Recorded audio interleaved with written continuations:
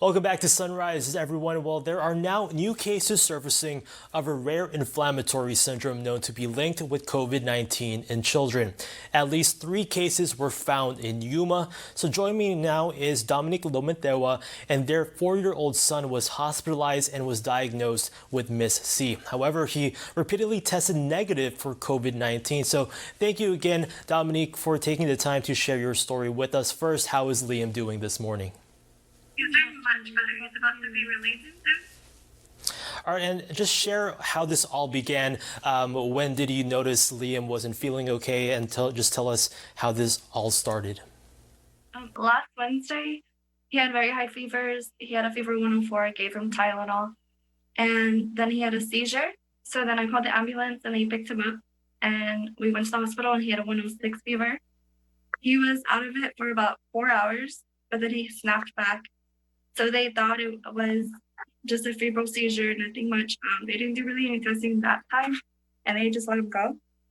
And then he had fevers on and off, like very high, like 103 fevers from on Thursday. He had vomiting. He was doing really bad, but then Friday he did have vomiting. It stopped, and his fevers went down to 99, which was like the lowest it had been.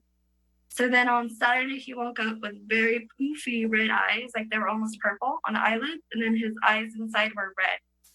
And then we took him back in because he had a fever of 104, and that's when the doctor at the ER noticed like everything.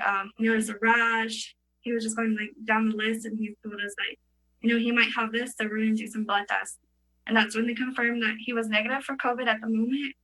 He was positive for the antibodies, and then his inflammation markers were all the way up. And then so he flew us out to Phoenix Children's Hospital. Okay, so I think this is a common misunderstanding that a lot of parents may have, because they might think that since their child tested negative for COVID that everything is okay. But obviously this was not the case for Liam, right? So what's your message to parents when they find out that their child tests negative for COVID? Obviously, something else can be brewing underneath the surface, right? Liam had, when he had COVID, it was asymptomatic. He never had any symptoms at all, not even a fever, not a cough, nothing. And so we did not even think to look at COVID as a reason. Okay, and some schools are planning to reopen in mid-August, while a lot of them are still trying to figure out a plan. So I know Liam just finished preschool. So do you feel safe sending Liam back to school? Not at all, because even with this syndrome, he can get it again because the antibodies are supposed to wear off.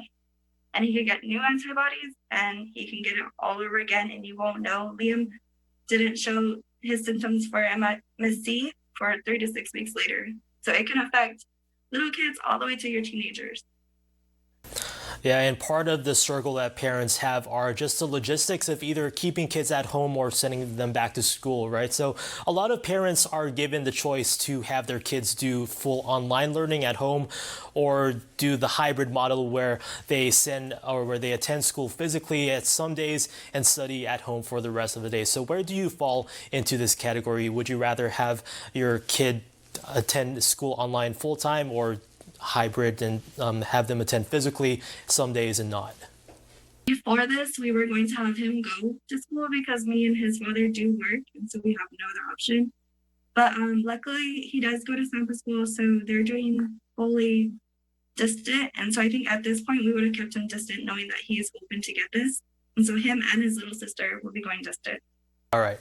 And you mentioned that you attribute your son's recovery to the treatments that he had, and that has become such a critical need right now. So is this something that you urge everyone to consider about antibodies?